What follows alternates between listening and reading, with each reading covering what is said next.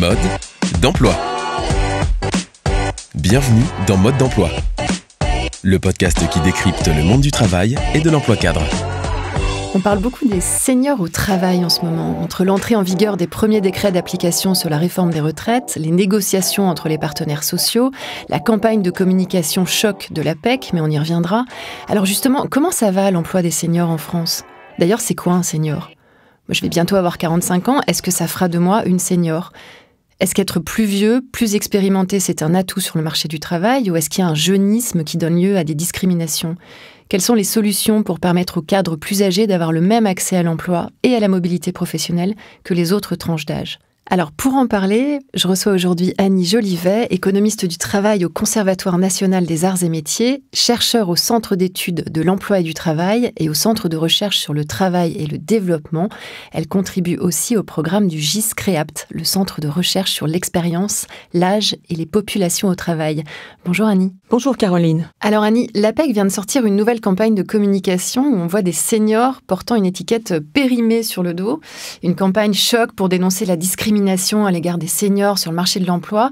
Qu'est-ce que ça vous inspire en tant qu'économiste ? Ce que ça m'inspire, c'est que ça renvoie à une lecture en termes de préjugés, avec l'idée que si les seniors, entre guillemets, rencontrent plus de difficultés sur le marché du travail, ce serait lié donc à ces préjugés, toute une série de caractéristiques qui leur seraient associées, non pas en raison de leur personne même, mais en raison de leur âge. On aurait juste une lecture de leur âge et on ne se poserait pas la question de leurs caractéristiques, éventuellement très variables. Ça me permet d'ajouter que s'il y a un élément qui est assez net, c'est qu'en fait, les caractéristiques individuelles, même du point de vue des caractéristiques physiques, la force physique, la souplesse musculaire, etc. En fait, leur variabilité augmente avec l'âge en fonction de toute une série d'éléments et donc il est en fait d'autant moins justifié de juger quelqu'un par rapport à son âge que ses caractéristiques peuvent être très différentes de la moyenne. Cette campagne en fait pose la question de savoir si le senior est une bonne entrée, c'est-à-dire est-ce que rentrer par la catégorie senior de cette façon-là, ça tape juste. L'idée d'une péremption qui serait liée à l'âge, ça tape sur le côté préjugé, mais par contre, ça peut réinstaller l'idée que la catégorie senior existe et qu'il est légitime d'en parler. Alors, probablement, c'est une catégorie qu'il faut largement critiquer, réinterroger et peut-être même abandonner, en particulier dans des usages de recrutement ou en entreprise sur le lieu de travail. Donc en fait, si je comprends bien, ce que vous nous dites aussi, c'est que la définition du terme senior, en fait, elle est floue, voire peut-être même nulle et non avenue, et que ça rend encore plus difficile le fait de mener des actions spécifiques en faveur de ces publics. Il y a une dérive qui s'est produite ces 15 dernières années. Le terme senior, qui était au départ une façon de nommer une catégorie statistique, est devenu un terme employé comme une catégorie objective. Régulièrement, quand les gens s'expriment sur les seniors, ils vont dire senior c'est 45 ans, ce qui n'a non seulement aucun sens, mais en plus est complètement paradoxal, alors même qu'on est en train de reculer les âges seuils de la retraite. Ce qui s'est passé, c'est que le fait de mettre en place des catégories, des politiques publiques et des politiques d'entreprise accrochées à ce terme-là, donnait l'idée que si dans la loi, dans des décrets, etc., le seuil était fixé à 50, 55 ou 45, c'est que ce seuil lui-même définissait la notion de senior, alors qu'en fait, ces seuils avaient été mis en place plutôt pour se fixer un ordre d'idées, mais pas du tout dans l'idée que ça allait être un seuil légal. Et d'ailleurs, il n'y a pas de seuil légal. Quand vous regardez le droit du travail, il n'y a pas de définition des seniors. Toutes les mentions liées à l'âge sont liées à des lois comme la loi sur la formation tout au long de la vie, les contrats de génération, donc une succession de lois, de politiques qui sont segmentées sur l'âge et donc qui ont instauré l'idée que cette segmentation-là était pérenne. Alors même que, puisqu'on est en train de décaler les âges de la retraite, ça n'a pas de sens de parler de 40, 55 ou 50 ans.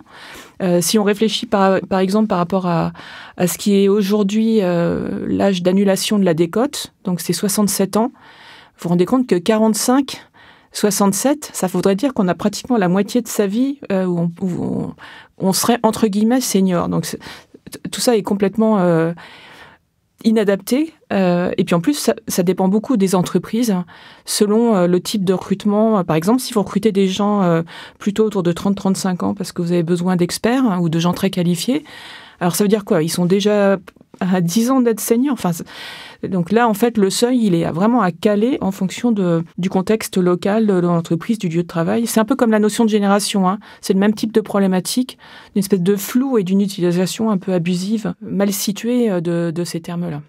Alors, si on s'en tient uniquement finalement à la catégorie statistique des seniors, en termes de taux d'emploi, on en est où? Parce qu'on sait qu'il progresse depuis les années 2000, mais qui reste inférieur à celui de la moyenne de l'Union européenne, hein, notamment après 60 ans.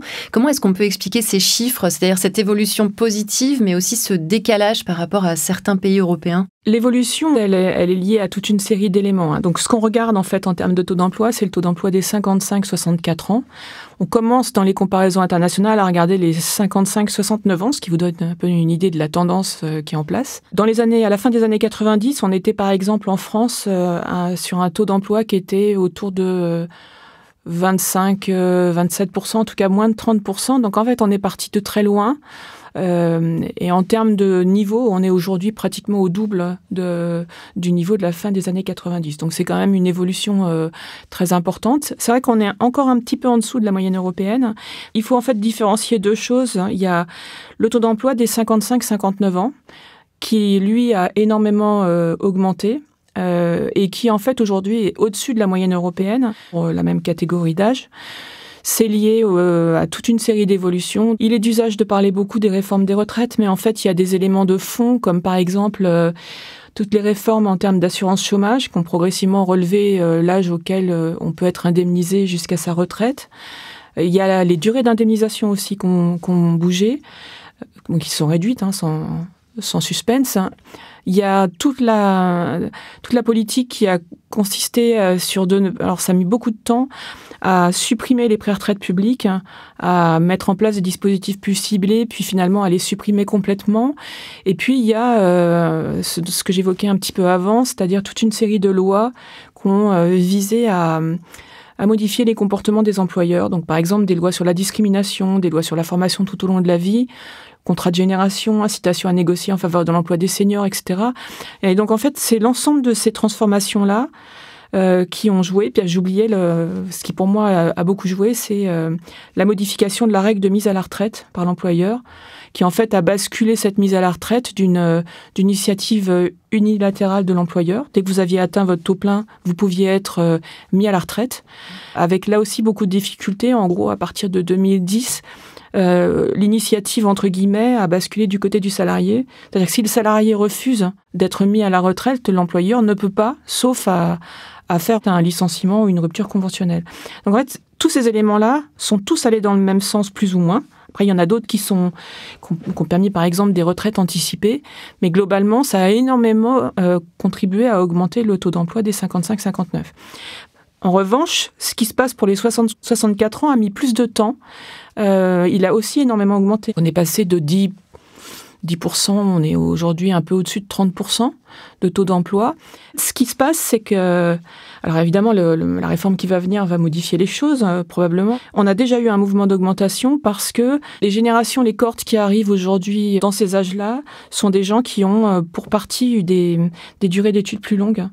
Et donc, ils rentrent plus tard sur le marché du travail. Et en plus, le fait que le chômage déstabilise pas mal l'entrée et rend le fait de contribuer à l'assurance vieillesse plus compliqué. Donc, quand vous ajoutez l'entrée plus tardive et les durées d'assurance requises qui sont plus longues, vous avez en fait des âges de départ à taux plein qui se sont aussi eux-mêmes décalés, sans même parler du recul de l'âge d'ouverture des droits à 64 ans maintenant. Donc, ce mouvement-là, en fait, il a poussé le taux d'emploi des 60-64 ans à la hausse, mais pas suffisamment pour qu'on rattrape le niveau des autres pays européens qui, eux, ont mis en place plutôt des réformes des retraites un peu dures, et surtout, pour beaucoup d'entre eux, n'ont pas eu, comme nous, une espèce de longue durée de chômage de masse.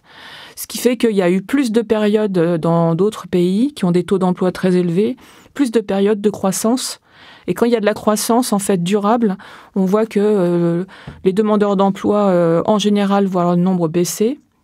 Et plus cette croissance est durable, plus cette diminution du chômage va toucher les chômeurs âgés. Donc c'est ça qui explique qu'on ait beaucoup de décalage entre, par exemple, la France et le Royaume-Uni, la Suède, le Danemark, parce que ce sont des pays qui ont connu des phases de reprise d'activité qui ont été plus fréquentes et qui ont été plus durables.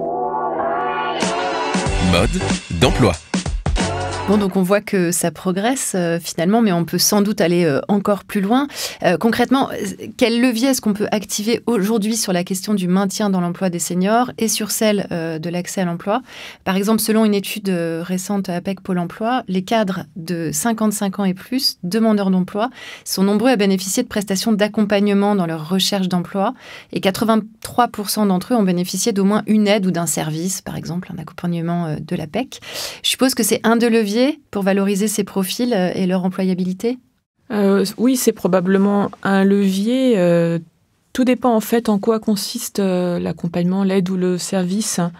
Parce que la plus grande difficulté pour des demandeurs d'emploi plus âgés, et a fortiori des cadres, c'est de passer la barrière du recrutement un peu normé, enfin un peu normatif. Alors je m'explique. En fait, l'essentiel des recrutements en France se fait à des âges jeunes, donc quelque part entre 22 et 30 ans pour être large.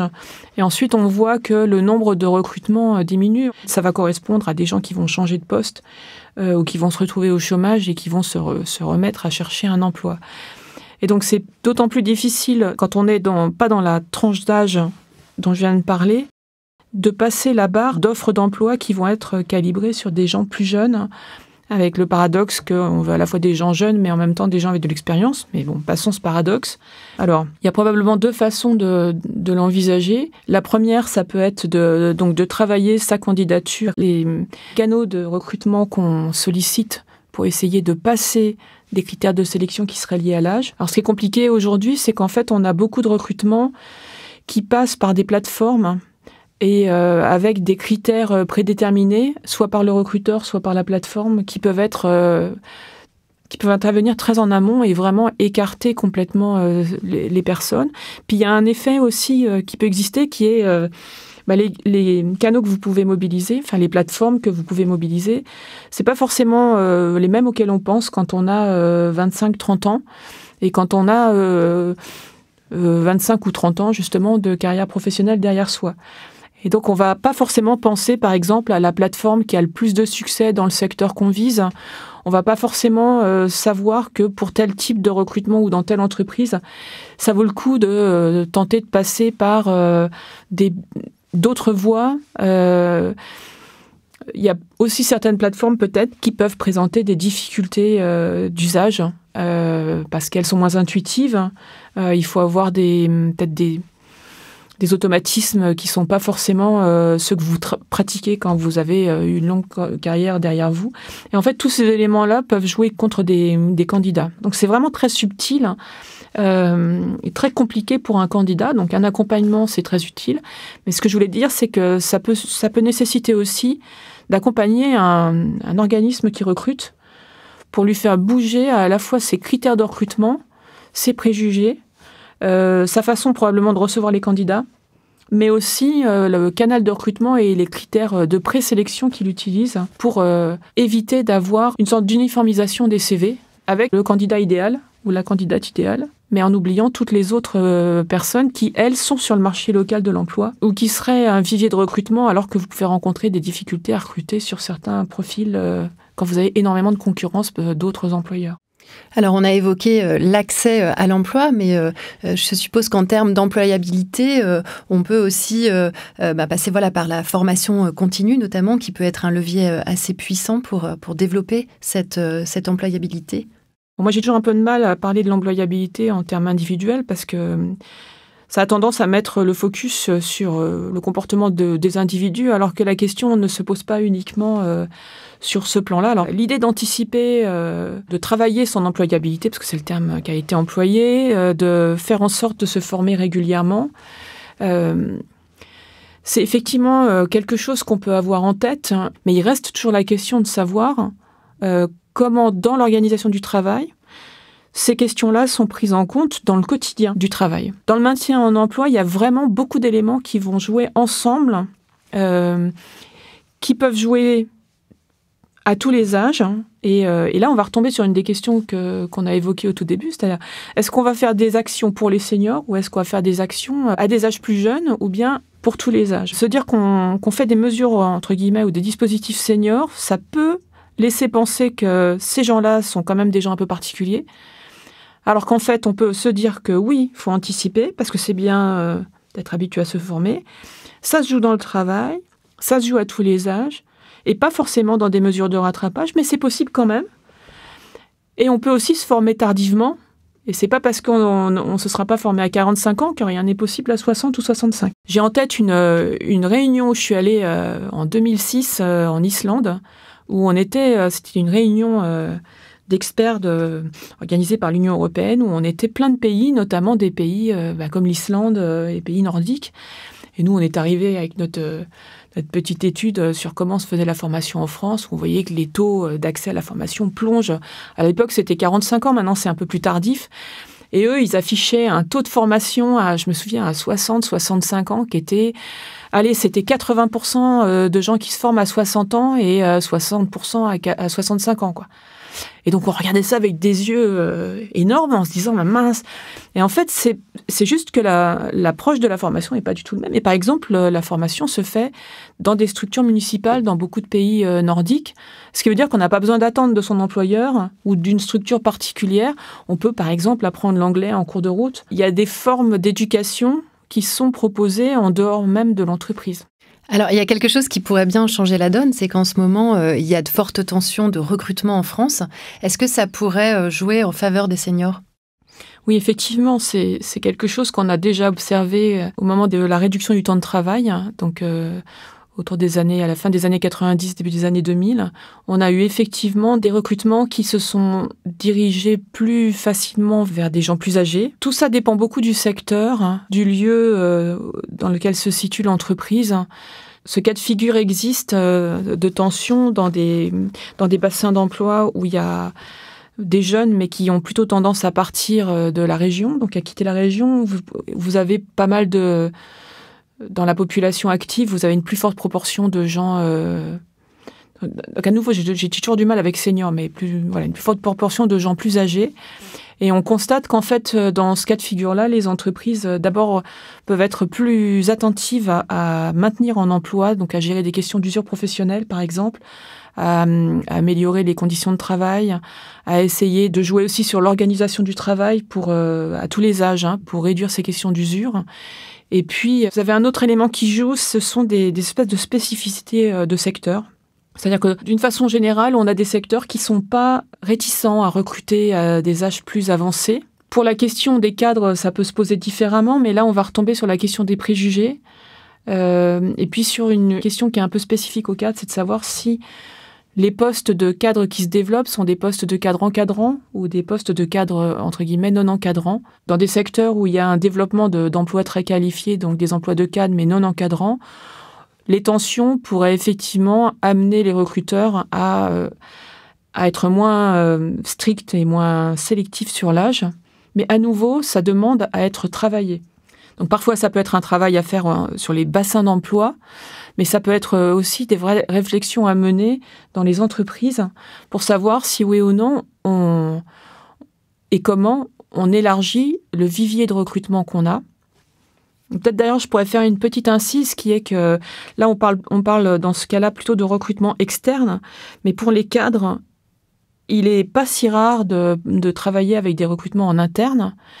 Et là aussi, on a des barrières qui sont installées. C'est-à-dire l'idée qu'ont beaucoup d'entreprises qu'on va constituer des viviers de cadres. Donc c'est en particulier quand on veut favoriser des promotions de cadres encadrants et en particulier dans les fonctions les plus élevées dans l'entreprise. On a tendance à se dire on va constituer un vivier. Ces jeunes cadres, on les fait parcourir un certain nombre de postes dans l'entreprise et puis au fur et à mesure, on les amènera sur des postes de niveau supérieur.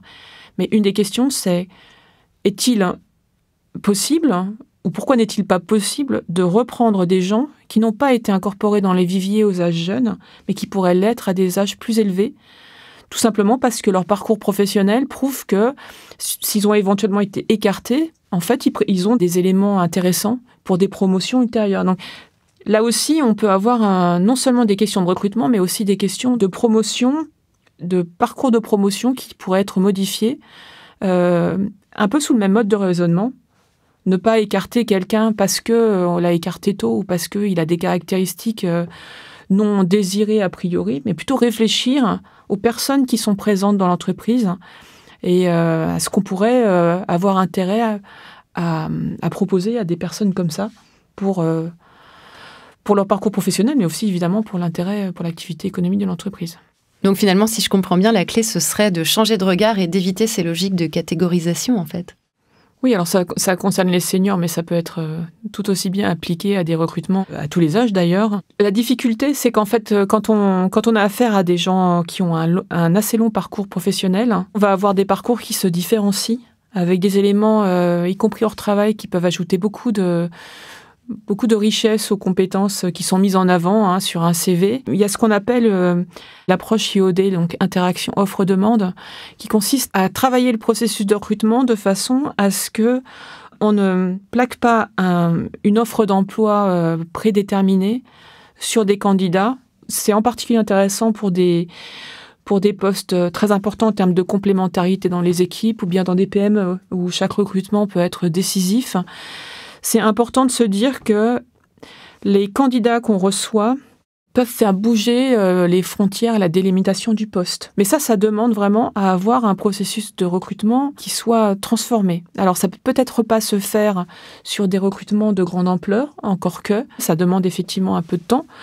Mais c'est un moyen de saisir des opportunités qu'on ne peut pas repérer par une approche plus standardisée. Et puis la flèche du part, c'est de dire que quand même, il faudra que les recruteurs se préparent à voir arriver des candidats bien plus âgés qu'avant.